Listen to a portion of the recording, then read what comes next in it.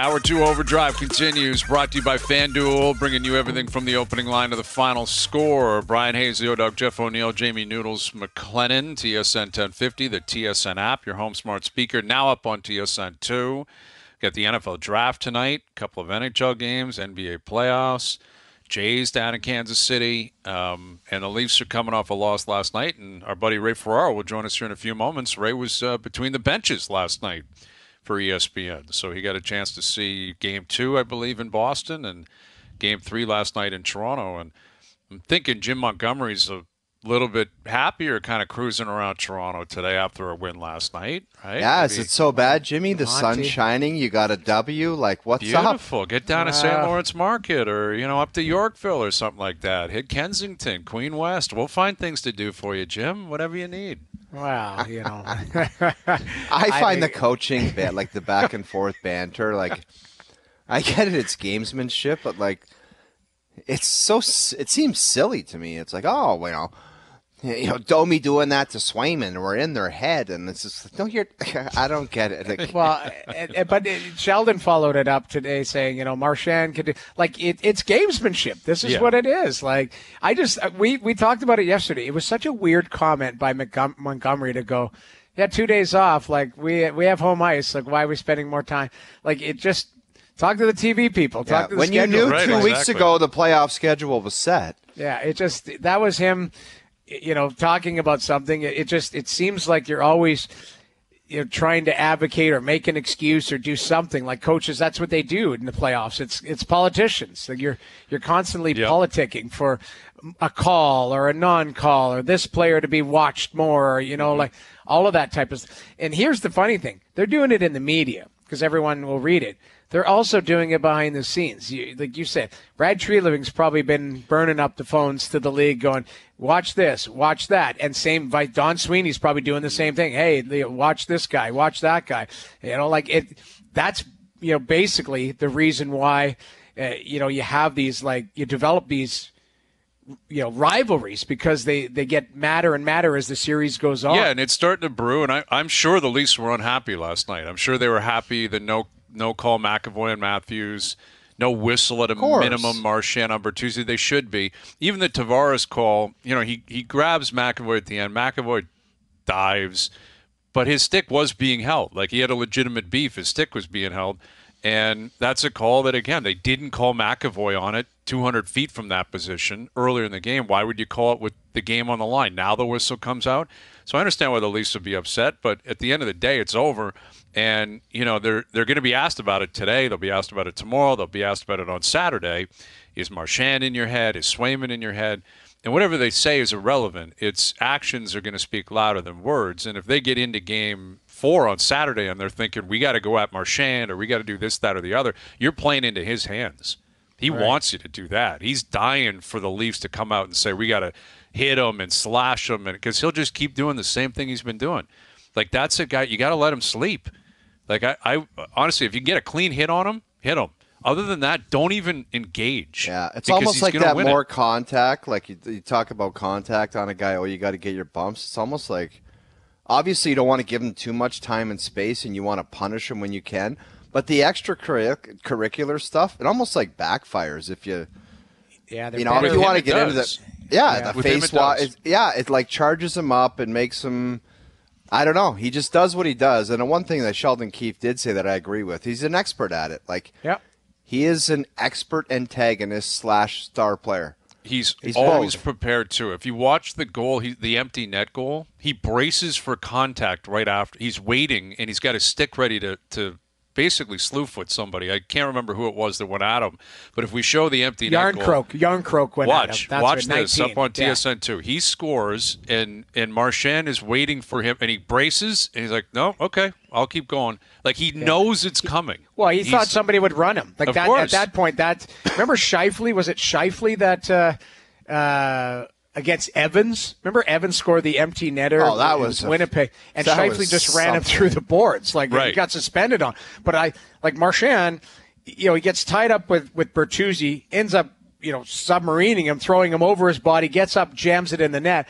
And I think he's bracing for Yarncroke to cross-check him or slash him or run him. I don't know. You guys can disagree. I think Brad Marchand, people think that he's just this dummy that runs around. No. I think that there's calculated decisions on how much juice there is on the bench, how much energy there is, what's needed, like offense. Is it to punch somebody in the head? Is it to – do you know what I mean? Like there's a bunch of things floating around up in his dome where it's like, I got to calculate kind of what's needed and I'm going to go out and execute. And that's what a part of his brilliance. Yeah, exactly. And like he's the captain now. He learned from Chara, from Bergeron. Well, I mean, he was their counterpart. It wasn't like he was some kid 4 or 5 years ago. This guy's 35 years old. He's been in the league for a long time.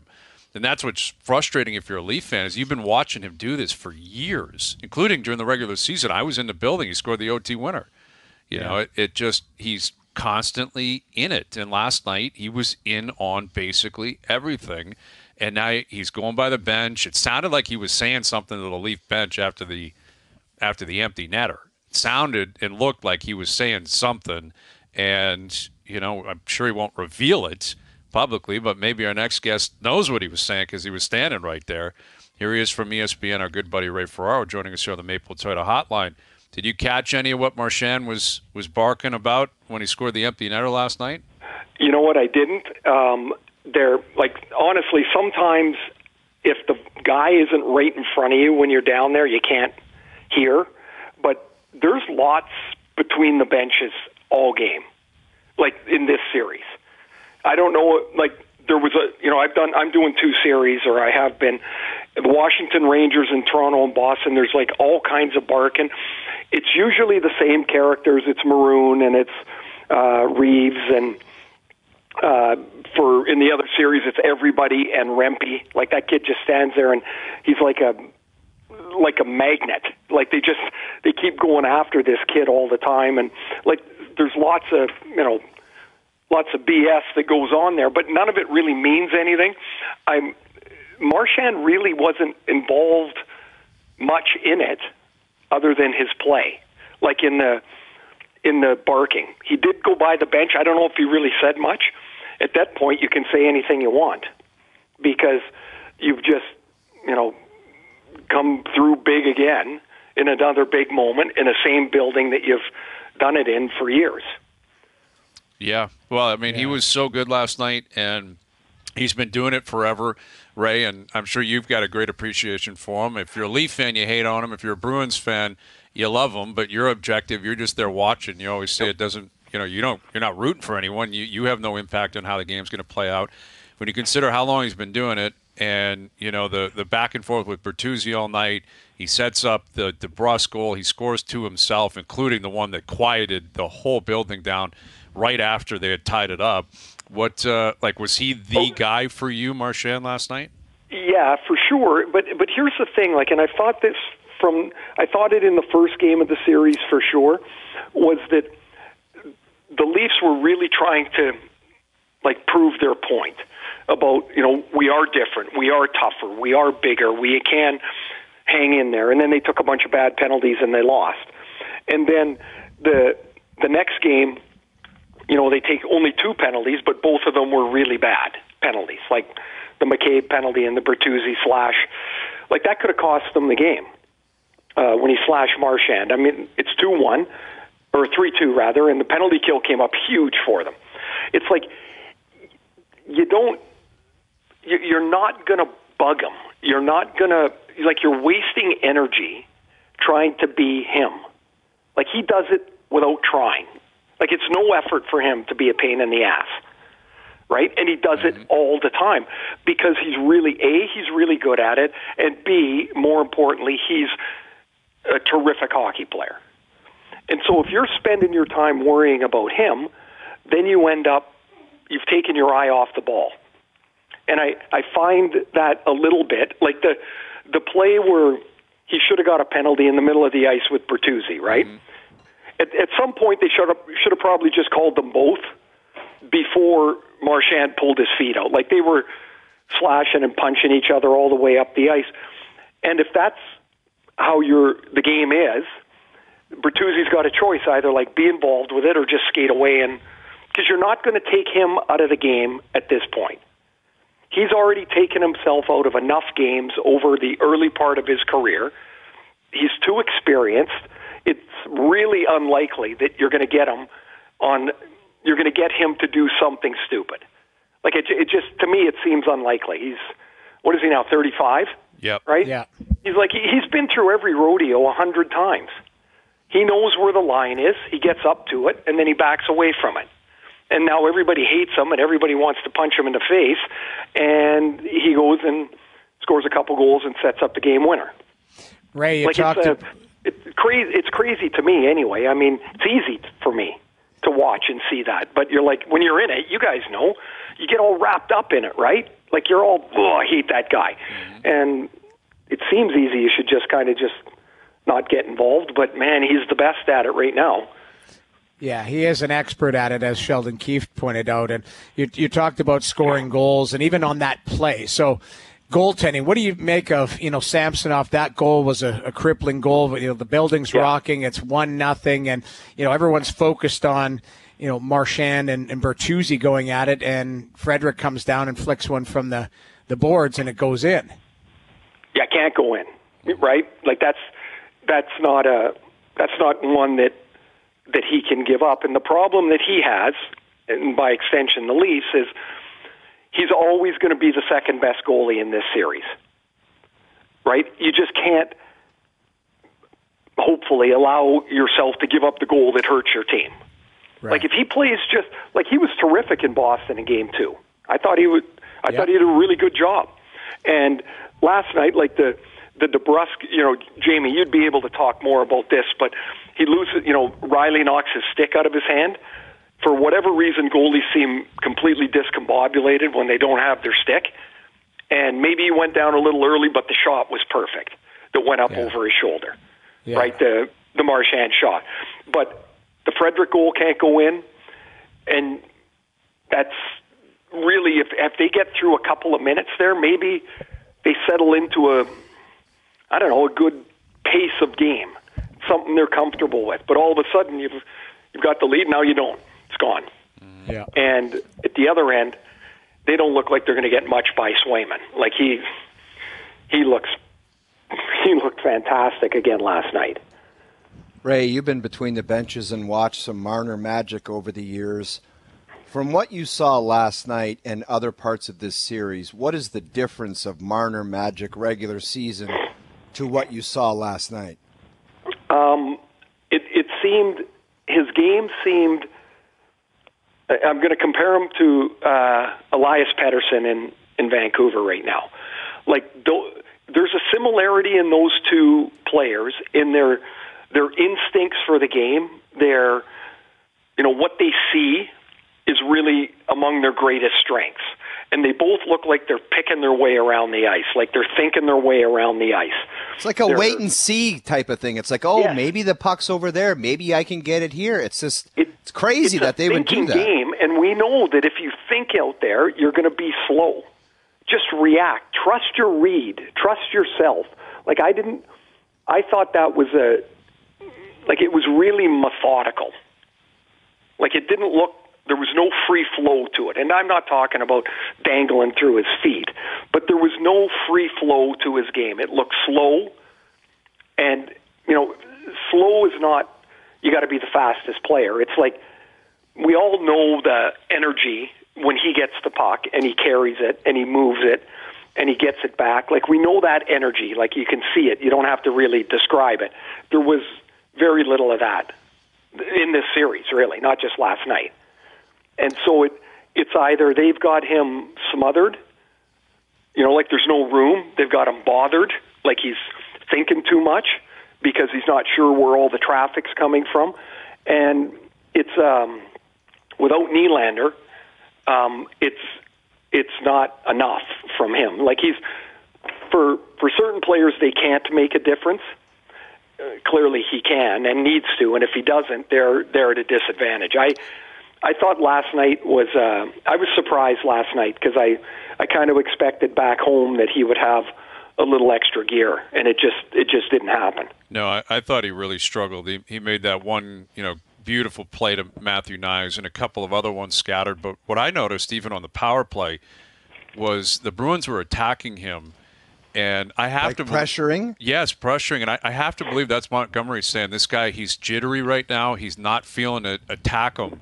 Because I just don't believe they would do that in November because he would have exposed it. Like and here's the other thing with the Leaf power play, like that I'm noticing anyway, because they don't have the big shooter on the point, right? They play their penalty killers can spread out a little bit at the top. Like they don't necessarily have to worry that Riley's going to shoot a one-timer. So they spread out a bit. They play a little wider on the elbows of it. So that makes it harder to shoot it and to have more time, but it also takes away that cross-seam pass because those guys, the penalty killers, are already wider out there. Right. And so that's that's something they don't have, and it's not like it's new. It's not like all of a sudden, they don't have a power play shooter because they don't. Riley doesn't. That's not what he does, and so I just think that's an adjustment Boston's made with their penalty kill, and I don't remember the numbers right now, but they've not allowed Toronto anything on the power play really most of the season. No, they're 1 for 11 in the series. The Leafs are on the power play, and that was the Tavares goal, I believe, in Game 2. And that's right. It was that one. It was, and that was almost like a broken play. Right. It came across the slot, and somebody lifted the Bruins guy's stick, and it went to Tavares. He made a great shot, and that there's I don't know. It just everything on that power play looks like it's just a little bit off, and maybe it's Nylander, right? Mm-hmm. Like maybe that's what's off, but it's certainly not been very dangerous. Well, and goal scoring, that is the primary goal of the game here. You got to put goals on the it's a scoreboard up there. That's all that matters. That's it. Yeah. And, they 2 last night, 3 in Game 2, 1 in Game 1. And, we know what happened in the 5-game series against Florida. We know what happened in the last 2 games against Tampa. Like, we're talking 10 games here where they haven't scored 4 or more in a game. And usually it's 1 or 2 in a game. And yet they were the most potent offense in the East statistically all year. And power play can't get going, 5-on-5's not going. They don't have JVR had 2 breakaways last night. The Leafs don't get when's the last time that happened? Well, exactly. Yeah. Never. And that's a clear breakdown, but they haven't had odd man rushes, they haven't had breakaways I can recall. I would say one thing that the Bruins have in this series have done really well. Well, actually, both teams have not had many man advantage breaks. Right. There hasn't been many. But the Bruins, it would seem, it would bother them less than Toronto because that should be part of Toronto's makeup. But in reconfiguring their defense, right, which is bigger and stronger, and I think there is, you can go through it, McCabe, Lyubushkin, Edmondson, and Benoit. There's McCabe's the best puck mover out of them, and he's not what you would categorize as a puck mover. So right. The Bruins forecheck gets into those guys, they chip it behind them, make them go back and get it. They can't break out as clean because they're not. That's not the strength of their game, and you don't break out as clean. You don't catch anybody on a forecheck. You don't catch anybody on a 3-on-2. And so while we look at the forwards, it's always more than one thing in hockey. It always is. And so if they're not going to get the man advantage, then they got to get to the other end of the ice and they've got to get inside. And they've not made enough plays that lead to they get chances and then there's no second chance or no. It doesn't. Rarely has there been that 2 and 3 and 4 shifts stacked on top of each other. They did it in the third period of Game 2. They were really good, but it's just not been enough for them to generate enough. And last night, you got Parker Wotherspoon's playing his first playoff game. Mason Lohrei's playing his first playoff game. Mm-hmm. Those guys have played. Lohrei's played 41 games in the regular season. It's not like. The Devils at the peak of their Stanley Cup years. You can pressure that defense. They They just didn't have it.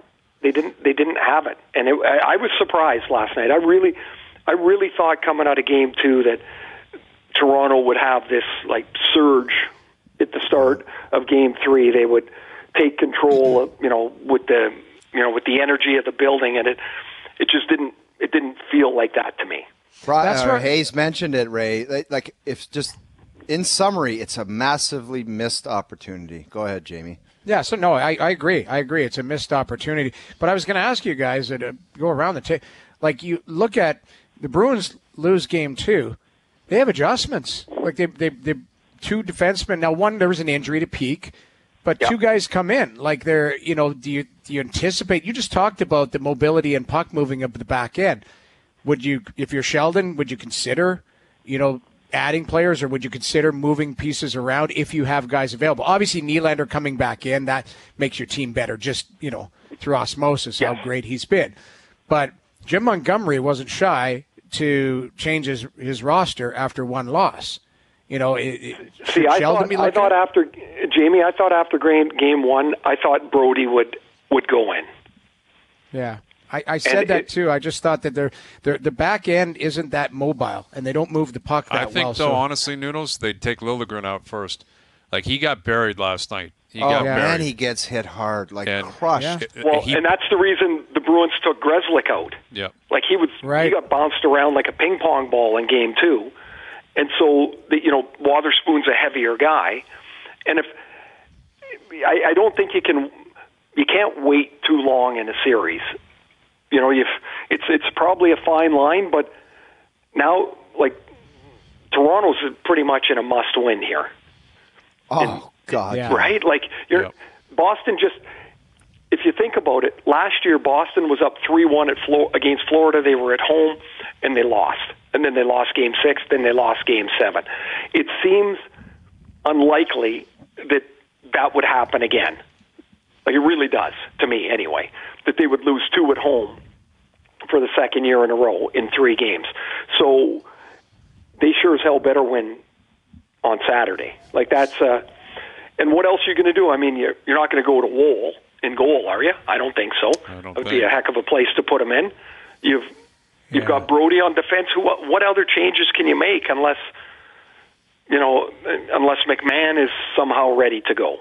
Well, here's a change you could make, Raymond. You could tell somebody on the power play that you're not going out there because it stinks and it's not working. Who would you say that to? Okay, I'll tell you what I would do, because I don't know necessarily which one, if you're going to pick out one guy, right? But coming into the playoffs, Boston's power play stunk. One of the worst in the league for the last month of the season. So going into the last 2 games, Montgomery blew up his power plays. So, like, if you notice, Pasternak and Marchand always on the same power play. They're not anymore. Mm-hmm. They split them up. They put Shattenkirk in the lineup. He's running what's supposed to be the first power play, except the other power play is doing all the scoring with McAvoy. Like, they made significant changes to a power play that struggled. And if you have to split those guys up right now, I wouldn't be fearful of doing it. I really wouldn't. Like, what would be wrong if you had Domi and Matthews on the same power play and moved Marner and Nylander to another one, if Nylander's going to play? And if he's not, Marner and Tavares to another one. Ray, what about that drop pass? And it seems like there's 38 seconds left, and you got to get in and get after it and try to create something. And it's like, you got to toss it back to just in front of Samsonov to Matthews. It's that one play in the game where I'm like, okay, it's effective, but I think sometimes they just got to use their smarts and say, we got to get this thing in and get after it and do something. I do think today's player in general, they're, we all see them go back to the bench and stare at the iPad, and like they're all looking for the mistake or what could we have done. And I think there's less and less instinctive play. Like, they don't know. Guys don't react anymore. They go by, this is what we're supposed to do when we're supposed to do it. And I think it hurts players. Now, not every player can think like that, and so they do need the systematic guidance. The players we're talking about here, they can read the play. They can read it at a high rate of speed. And if you see a seam, enter the zone. What do you have? The seam's there. They turn around and pass it back 60 feet. Like, I get it. I get what's happening. It's because that's what we do. But do you have to? Like, what would happen one time if you didn't? You might catch them by surprise. You might get a step and get in the zone cleaner and be able to set up for an extra 30 seconds. You know what was, I don't know if it got talked about last night, you know what was, and this fits right on with the instinctual thinking on a play. When Bertuzzi took that penalty at the end of the second period, the Leafs were on the power play. If you remember, Swayman went to the bench, and the Bruins basically killed the clock. They kept the puck for 43 seconds. They didn't even try and advance it up the ice. Mm-hmm. They knew somehow or instinctively that the more they killed off that with the goalie out of the net, the longer their power play was going to be when the 4-on-4 ended, right? Because if they would have taken it right away, then the Leafs penalty would have chewed up all their potential power play time. The Leafs never pressured the puck. They didn't get to the puck for 43 seconds. When the power play came and DeBrusk scored on the power play, that was 37 seconds after the 4-on-4. Mm-hmm. Just think of that. Yeah. That time where they killed the clock and then they got the power play, if they didn't kill the clock, the Leafs would have been back to 5-on-5. That goal wouldn't have gone in. Yep. Really and that's smart. It's smart. It's a small play in the game. Somebody realized it, somebody didn't, and the result was a Bruins power play goal. Yeah. With Ray Ferraro, quickly before we get you out of here, the other Canadian content, Edmonton, Winnipeg, Vancouver, all hit the road, tied 1-1. You feel good about them all coming home 2-2? Like, how would you rank that? I know there's a lot of concerns about the goaltending. Hellebuck wasn't great. Skinner wasn't great last night. Now you got DeSmith playing in Nashville. Well, I would be most comfortable with Hellebuck, right? That he would play well. I would be worried that at home, where Colorado is, they just murder teams in there this year. It's not even close. I would be really concerned about that. It's not like they come out there and it's like, Nate's taking the oxide or whatever. He's just like, I did a game in there 2 weeks ago. And I know Edmonton had their JV team in there, but in the first period, they had the puck, and it was like they were playing Pee-wee players. It was like Noodle's son was in net. I watched that game. It was ridiculous. It actually was ridiculous. And so Skinner, I don't worry about Skinner because I think he's adequate, and I do think Edmonton will win at least one in LA because I think the team will play well. Vancouver. They gave up 13 shots the other night. Yeah. And I know Nashville will play better tomorrow night because they're at home and they'll be energetic and all that. DeSmith is an adequate goaltender. He's not, he's an average NHL goalie, right? He's a backup. Yep. He's not Thatcher Demko. And if you've got to play him 10 or 12 games in a row, he's going to get leaky. But right now, he can do the job for them. I think that series is going to be a bunch of 2-1 or 3-1 games anyway. Yeah. Feels that way for sure. And then they'll all meet Vegas in the end and probably go home. Oh, there you go. How about so we were doing a game and, I walk from the time it took me to walk from my position between the benches down to our truck, and I look up and Vegas is ahead. And so our producer, who's busy doing his thing, he looks up and goes, yeah, probably Stone scored. I look on my phone, I go, actually, he did. We didn't even know. We're like, are you kidding me? Yeah, of course. Of course it was. Totally routine last night. Hannafin gets on the board. Everything's coming together for Vegas. Yeah, that's a greasy couple wins over there, boys. Yeah, going into Big D, and getting a couple greasy wins like that, man. They set the league on notice. They sure did. Isn't that like last year, Boston had 135 points, and in 14 days, thanks for coming, see you later, have a good summer. And there's Dallas, number 1 seed in the Western Conference. Oh, boy, now they're down, they're down 2 at home. Yep. Last year they played in the conference final. Vegas won the first 3 of the series. and then Dallas won 2, and Vegas closed them out in Dallas. But man, oh man, they're pretty close to life support there. You got to go to Vegas and win 2. Oof. Yeah. Good luck. Good luck. Yep, that's where we're at. It feels like a lot's already happened. We're not even a full weekend of the Stanley Cup playoffs. It's great. Been awesome. It's been awesome.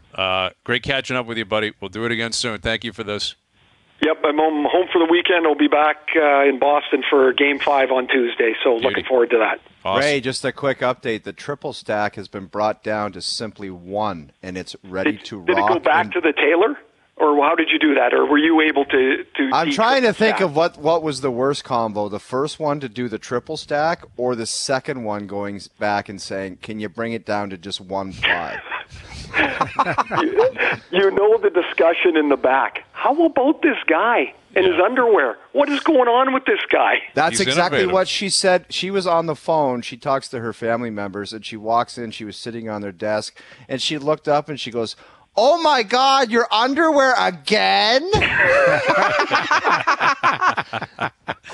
Yeah, you're innovative, man. You're the Elon Musk of underwear right now. It's great. Just think, there's all those different internet companies that have underwear, and you can buy this one and that one and this pouch thingamajiggy or whatever. Oh, this could be it. This could be the O-Dog stack. Yep, the triple stack. I can't wait. I'm sending. You're missing it. You could customize it. You're all gonna get a video the first time I wear them, and I'm stretching, doing the old driver sway, bent over driver sway on the first tee. Your guys are getting it on the group text. Beautiful. You're gonna send that to who's the guy that does the stretching?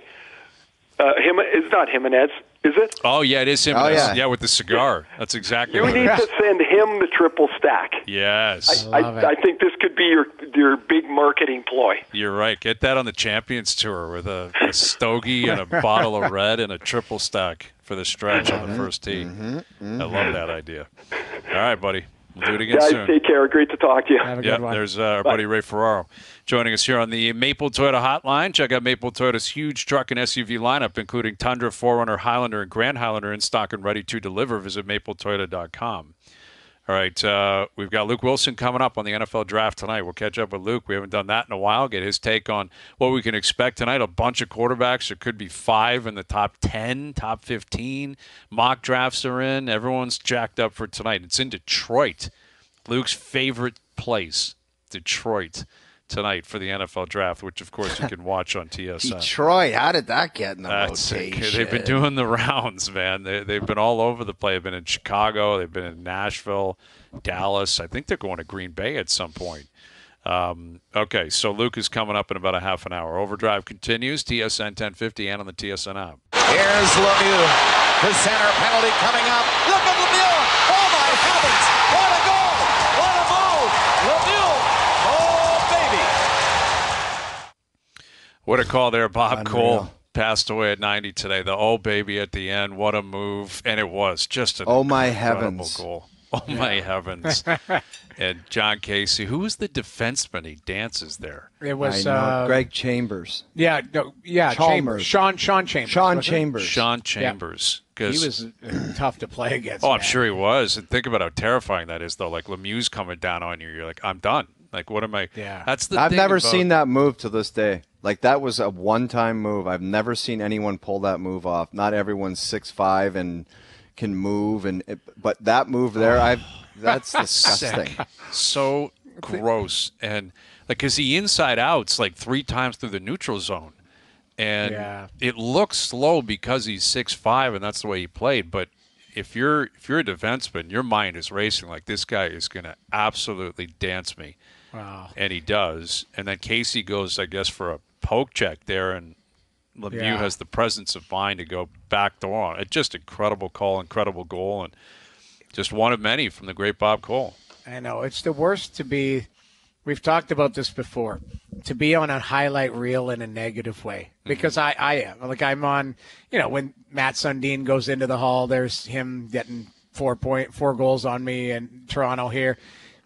Bure had a breakaway on me, and for some reason in his Hall of Fame video, like – That's probably Bill Dodson or Sam Cicerello. Yeah, for sure. It's them jamming me up because it's the local networks doing these videos. So who knows what it is, but it's funny because on like Sean Chambers, I don't know what he's up to these days, but that move will always live, right? So you're always going to be, and one of your buddies, or now if he has kids and that, somebody else saying, hey, there's your dad getting torched by Lemieux inside and out. Like there are famous videos of guys getting burnt in a negative way that'll never, ever go away. That's one of the most famous goals in hockey history, like in Stanley Cup final history for sure. And it's Lemieux, it's Bob Cole. Oh, baby, it's just like an unreal, great celly, too, like a great celebration from Lemieux. Everything across the board. Yep. There were so many great ones. And that was the thing about Bob Cole. Like, if you're a Leaf fan, you think of him calling Leaf games, clearly. But obviously when the Leafs were out, he'd just keep calling games. You know, like whoever was in the conference final, that's what he would be calling. If it was a cup final, that's what he'd be calling. And he was there for 72. He would have been there, throughout the Olympic Games, throughout the Canada Cups. He had so many great, great calls. And, again, passing away at the age of 90 today, which means Saturday night will be emotional because the Leafs will undoubtedly honor Bob Cole on Saturday night. Of course. Yeah. And that'll be a big part of hockey night, too. I think it's fitting. It'll be a Saturday night, Leafs Bruins, where Bob Cole probably called. How many Leafs Bruins on a Saturday night did he call? Must probably have been hundreds, right? Oh, probably dozens and dozens for sure. Yeah. So that'll be a big part of it, and it's an 8 o'clock start. We'll see. Again, the crowd has been a topic of discussion today, and everyone's got their own opinion on what they want, what they expect. But again, the place is not going to be quiet if the Leafs are winning and playing well in the playoffs. Right. Like it isn't going to happen, and it's on the Leafs to show up on Saturday, and they'll be practicing tomorrow, and we'll see if Willie's out there. We'll see if they make adjustments because they'll be working on special teams. You can bank on it. They'll be working on special teams. Winner, you're done. It's pretty simple, bud. Yeah, it feels that way because, like Ray brings up a good point. There's history. They were down 3-1 to the Bruins in 13. They were down 3-1 in 18 to the Bruins, and they pushed it to 7. We remember Game 7, but they were down 3-1 at that point. But as Ray points out, last year the Bruins were down or up 3-1 to Florida. Like the idea of them doing that 2 years in a row with the goaltending that they have seems very far-fetched. Yeah, you've got to find a way to get a win, and that's what's frustrating about last night is it was 1-1 going into the third on home ice. Like you got a chance, and then it's 2-2 with 7 minutes to go. Yeah. Like you can win that game. They didn't get blown out. They didn't play poorly. It was a pretty evenly matched, physical, fun, eventful game, and the Bruins got the best of them in the end. Only 2 games in the Stanley Cup playoffs today. The Jays have been in a rain delay throughout the afternoon. They're into the 6th inning. Vladdy Guerrero's obviously been in the crosshairs. Alejandro Kirk is a guy that is getting run out of town. He can't hit. He cannot hit. He does not hit for power. Do you remember back in the day, or it was like last year, I told you, my buddy Paul Ross, who actually works in our building, every hit he would send out a tweet. Alejandro Kirk is a professional hitter. Mm-hmm. Today, he did this every game. This guy's a diehard. Today he sent out, I'm sad to announce that Alejandro Kirk is no longer a professional hitter. Yeah, he's not. He's hitting like below the Mendoza line. He does not get the ball out of the infield. It seems like every time he's up the plate, the bases are loaded, which doesn't help. He's always that's in where a clutch it's like position. Someone would look at him, and this isn't like body shaming, but someone would look and say, how did you not think that was going to ultimately happen? Well, he's the slowest player in baseball. I mean, dude, it's embarrassing. I'm sorry, it's embarrassing. There's no such thing as running out a double play. It's an automatic double play, and I'm talking like down the line, grab it in the seats and go to second. Yes. He's still out at first. He can get picked off. He pushes a ball to right field. It might be an out. Dude, honestly, that's not a joke. That's not a joke. You got a guy with a hose back there. He's out. He's out. But, you're right. But the thing is we're trying to be respectful, but like. This guy, when he first came on the scene, you're like, this guy is a little fire hydrant there, and he's a grit grinder, and it's a great story. But, like, did anybody think this guy was going to go on to a Hall of Fame career? But Noodles, after his struggles last year, why wasn't there a mandate? Okay, you tried the You tried the heavy set thing. Now get your ass in shape, and you're not playing unless you're in shape this year because we got to try something different. Should have been a mandate from up top. But they traded the other catcher away. Well, that's the thing. Marino, they decided to go with Jansen and Kirk. And Kirk that year was an all-star. He was great at the plate. He was hitting fourth in the lineup, like coming down the stretch. The guy had a great debut. He looked like a professional hitter. And last year it was a mess, and this year it's even worse.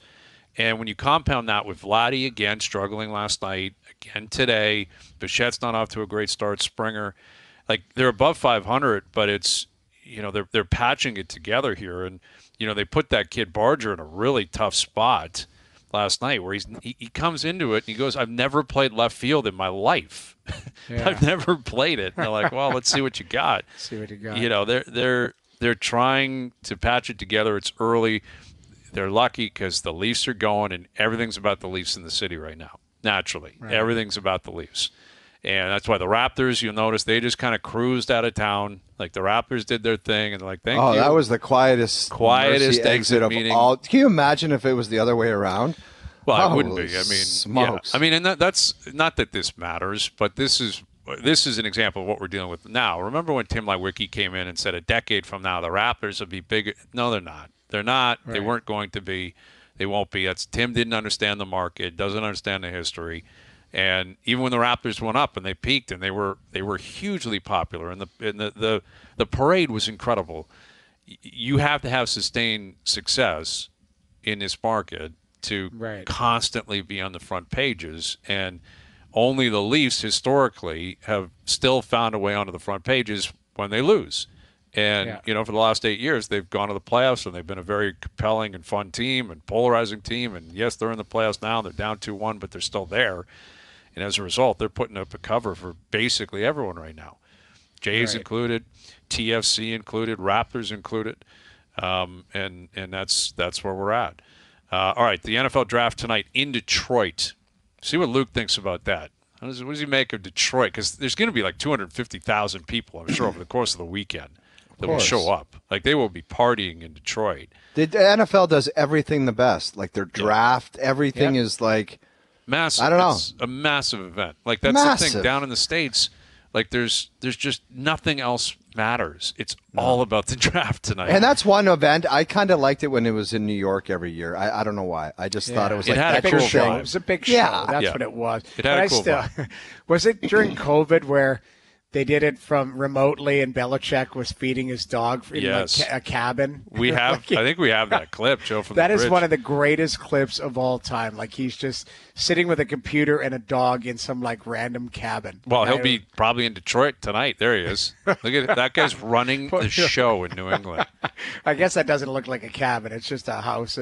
But it seems like it was just such a random place. It does look like Did Goodell start like the draft commish bro hug? Like, because he really, really gets into it, man.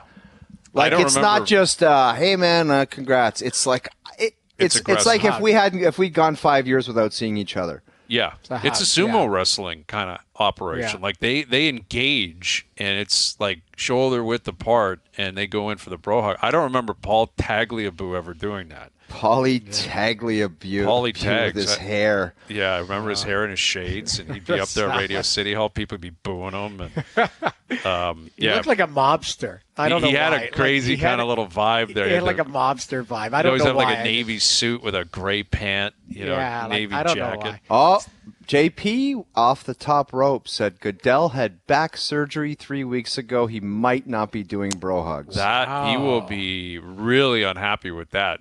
He'll gut it out, man. I think he might. They'll have him drugged tonight. He will not knuckle up. What if he was in? Remember the coach that was sick or hurt or whatever in the stretcher in college? Remember he was The guy was on the gurney. He was. Yeah. What the hell was his name again?